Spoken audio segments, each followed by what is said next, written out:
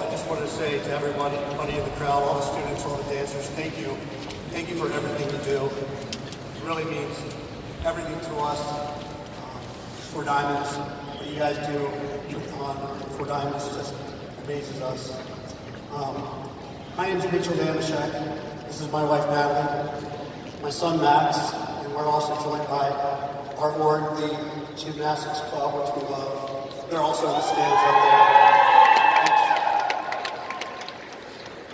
So, about 6 years ago, I had taken my kids to our local pool for a swim, and my daughter, while we were playing the pool, surfaced, and she was in tears. And I said, "What's wrong?" And she told me that she had this awful, just terrible pain in her leg. So that evening, my wife took her to urgent care, and at urgent care, they saw something peculiar on the x-ray. And we followed up with our pediatrician, who told us to go to St. Hershey. And that's when we were given the diagnosis that no one wants to ever hear. She had cancer. So a little background. Until that summer, we were sort of your, everyday all-American family. I'm a special ed teacher in Harrisburg. I work for the Central Dauphin School District.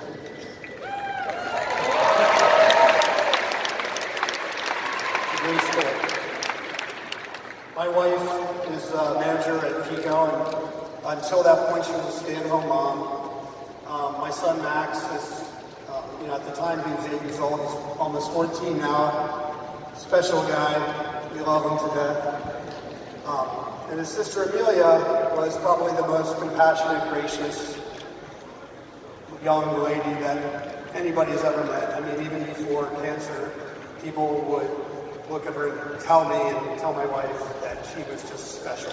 And she really was. And she, I think of her that she still is special. So from that day forward, our lives had really changed.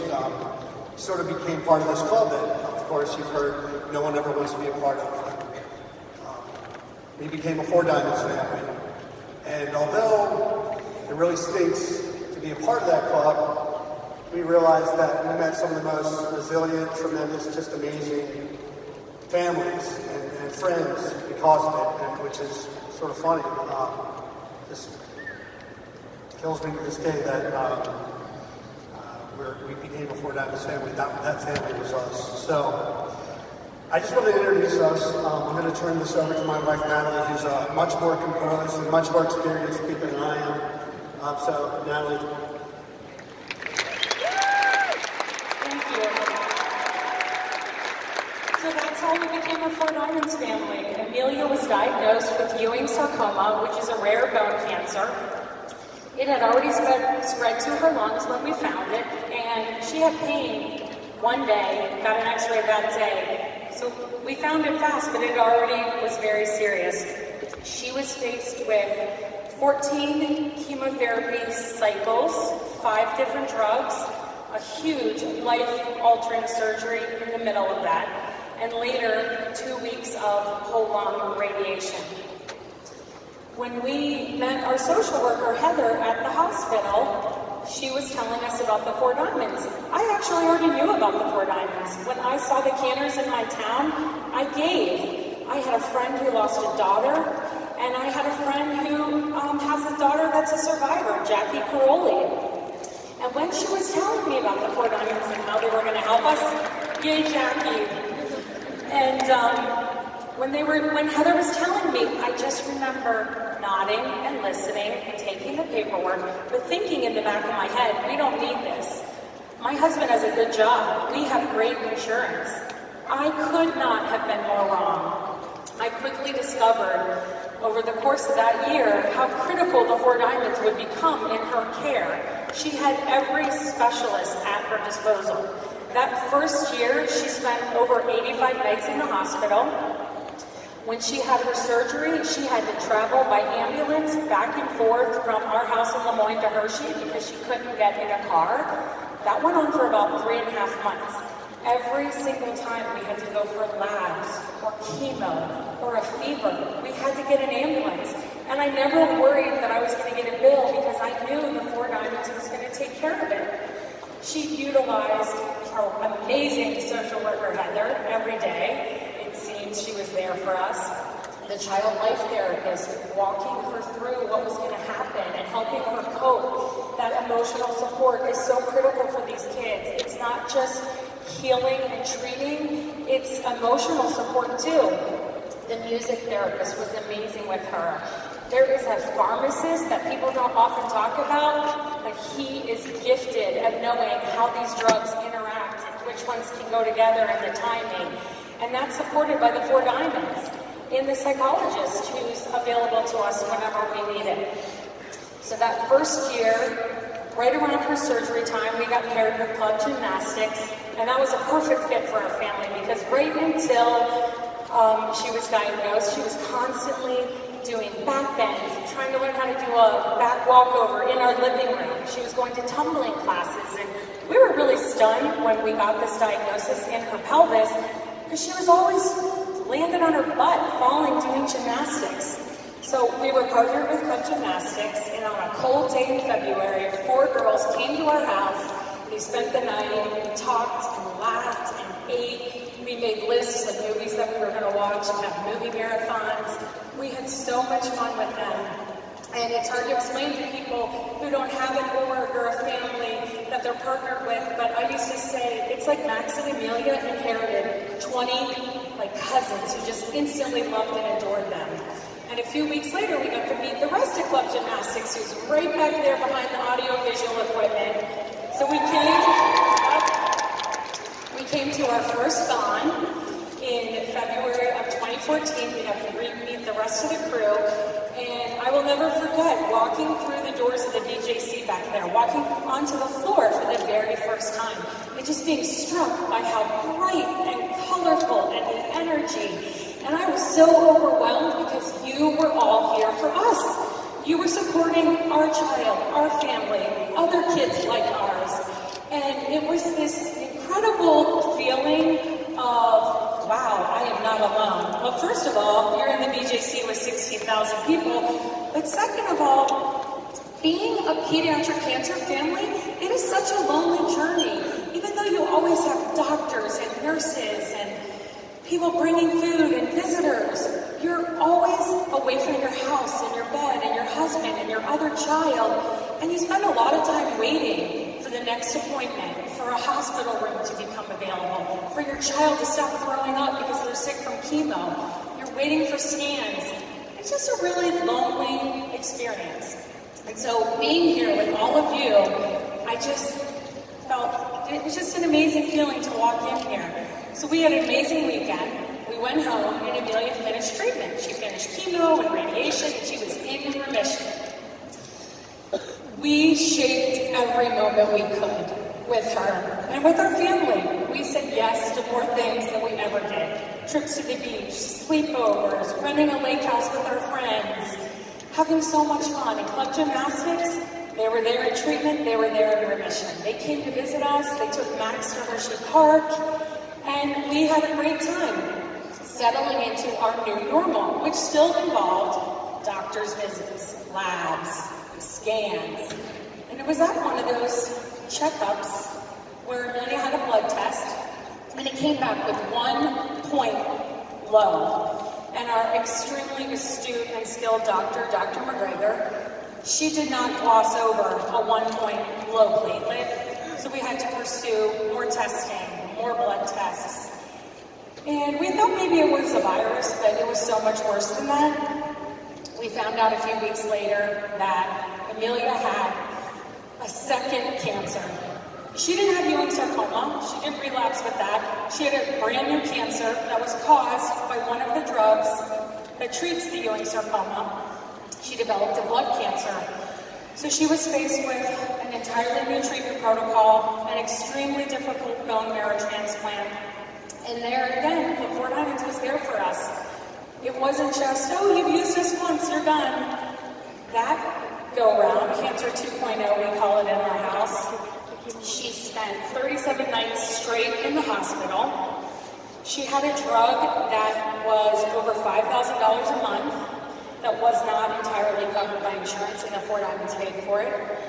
She had to have overnight nutrition at our home, so we had to have a nurse come to our house and teach us how to flush her Broviac and give her this nutrition. They would come to the house and take labs.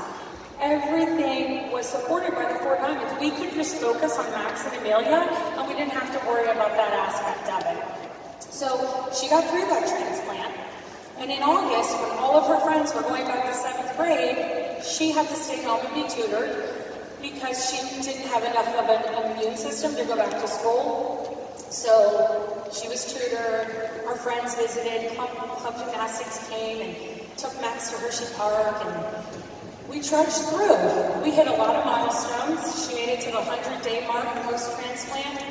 We got through the holidays. And then on another cold day in February, we'd been going to the doctors routinely. It started out 3 times a week, 2 times a week, once every other week. All of her labs looked great. We were watching her immunity numbers to inch up and up so she could go to school and come back to Thon in February. And it was a February morning. I went into her room to kiss her goodbye. And all the cancer moms and dads in the room know you can take a temperature with your lips on your child's forehead. She had a fever. And so my husband said he'd stay home with her because I had to go to Philly for a meeting. And as I, said goodbye and walked out of her room, she said, "I'm scared we're going to die." I said, my mom radar was not going off. I said, "Amelia, you have a fever. That could be serious if you had the flu. That is very serious in immune-compromised children." I said, "Clinic is going to take care of you. Daddy will take care of you, and I will see you when I get home today." Our nurse, Terry, called the next day, and I remember answering the phone. My mom radar was still, not dinging. And I said, "Hey, Terry, how's our girl?" And she said, "We think she's relapsed. We want you to come in tomorrow for a biopsy, and while she's under, we're going to put in a port." Terry is extremely seasoned for transplants, and she's amazing, and we love her. And I said, "Terry, slow down. Why would you put in a port if you don't have the biopsy results yet?" It was just so fast. And she said, "We're pretty sure." She was right. Amelia had relapsed. She had a 3rd cancer. 3 cancers in less than 3 years. So we told our org, "We're not coming to Thon. Amelia has cancer again." We were devastated, all of us. We kept going to treatment. We were going to the hospital, and we were at clinic on a Friday afternoon right before Thon. And we had to see somebody different that day, Dr. Kamita, who's amazing as well. And Amelia said, "Can I go to Thon this weekend?" And Dr. Kamita said, "You can go. Take your mask, but leave on Sunday when it's crowded." So we came to Thon, we jumped in the car, we did not tell our dancers, because we knew how quickly things change. She could have spiked a fever in 5 minutes, and we didn't want to disappoint them. They rely on us as much as we rely on them during these 46 hours. And I'm sure that club gymnastics remembers that moment that we walked onto the floor, and they were back there in 114. And when they saw Amelia with her signature blue crutch, and Max with his spunky energy, they were screaming and cheering and crying. They were so happy to see her. And I still cannot wrap my brain around the fact that exactly 3 months to that day that we walked on the floor and surprised our dancers, she was gone. We had so much fun that weekend. She got to do the fashion show with Maggie and Sarah. Max did the slides of strength with anyone who would take him. She reconnected with her friend Britt, and she got to hang out with Ellen Smith's family and the Hershey Kisses that day. So we went back to our house. We kept treatment. She was admitted. She spent 76 days in the hospital. And Max turned 11 while she was in the hospital. So what do you do when you're an 11-year-old boy and you have gymnastics for friends? They come and they take you to Sky Zone. So he spent the day at Sky Zone. Some of the kids stayed with Amelia in the hospital room so we could have a normal birthday for him. And again, Four Diamonds was supporting so much treatment. It's hard to conceive of the cost of everything, but she was getting transfusions almost daily. She was getting labs daily. It was a third treatment. And the Four Diamonds was with us every step of the way. So after 76 nights in the hospital, on May 19th, 2016, she was 12 years old and 9 months. And we had to leave the hospital without her. She died. I know when you look at the pictures that they were showing of her, you just think of just this beautiful, vibrant teenager, but the truth is, she never got to be a teenager. She never made it to 13, which is the age Max is now, because she died. And we had to leave the hospital without her, and the doctors and nurses said, you know, what can we do for you? And I just said, can you please pack our car? And they did. They put our stuff in our car and they took care of everything. And I can tell you that I know they don't teach that in medical school. That's just one of the millions of examples of the generosity and the kindness and the spirit that everyone gets at Hershey. So we left the hospital without our baby and we went home and we planned her funeral. And a week later, over 800 people came to say goodbye to her and to support us. Club gymnastics kids from all over the country came in, doctors, nurses, social workers, Four Diamonds staff. So many people came to support us. Amelia was one of the 1 in 5 kids who don't survive. And she's the reason, along with all the other kids who aren't here today, and all the kids who are, why the research that the Four Diamonds supports is so important. She did not die from cancer. She had cancer 3 times. 2 of those times were because of the cancer treatment. So the support that you're all giving to the Four Diamonds for the research, they're trying to find out how childhood cancer starts. They're looking for targeted therapies to make the treatments easier on the kids and less toxic. So that piece of it is so important to us because we just hope we can just never have another family up here telling this story. But here we are here today to tell this story. And I remember our first family hour, and the Sidlers spoke on this stage. They had a similar story. Their son Eli had Ewing sarcoma, and he also did not survive. And I remember standing back there with our dancers. It was one of the few times that we ever just cried right in front of our kids because we cried for Eli and his family and for ourselves because we knew that one day that could be Amelia. She had the same cancer.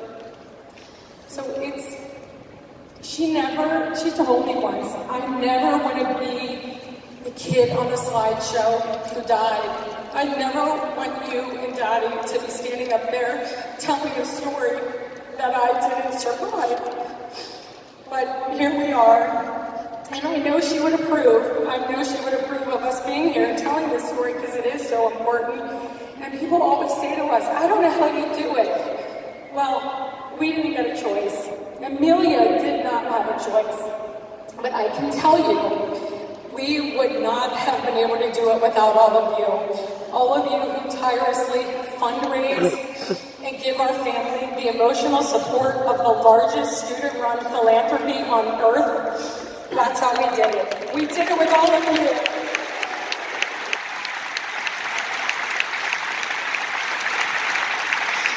So, I want to thank all of you that are here today, the dancers and captains and directors, the Four Diamonds, for the incredible support that you've given our families, all the donors and the sponsors and everybody watching on the live stream, anyone who's texted and given ever.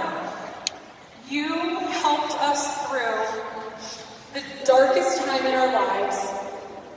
What you're doing has changed us forever. Thank you will never be enough, but we'll continue to say it, and thank you so much. Thank you.